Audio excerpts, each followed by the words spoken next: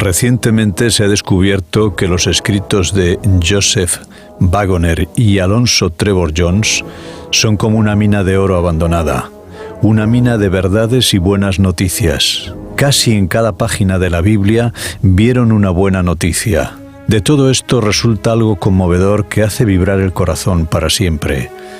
Es fácil ser salvo y difícil estar perdido si comprendemos hasta qué punto la buena noticia es buena.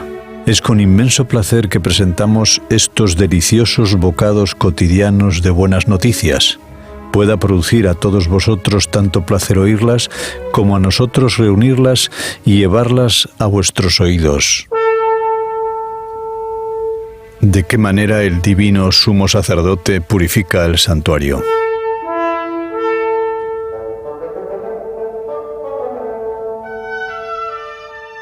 Leemos en el libro del profeta Daniel en el capítulo 8 y versículo 14. Y él dijo: hasta 2300 tardes y mañanas, y después será purificado el santuario. El santuario terrestre enseñaba que no podía ser purificado hasta que cada adorador estuviese purificado. No podía ser purificado en tanto que un lago de iniquidad, de transgresiones y de pecados se depositaban por las confesiones del pueblo y por la intercesión de los sacerdotes. La purificación del santuario consistía en limpiar o retirar todas las transgresiones del pueblo que habían sido llevadas durante todo el año. Pero todo ese río de pecados debía ser secado en su fuente, en los corazones y las vidas de los adoradores antes que el propio santuario pudiera ser purificado. Por tanto, el primer trabajo para purificar el santuario consistía en purificar al pueblo. Este trabajo traía la justicia eterna al corazón y la vida de cada miembro del pueblo.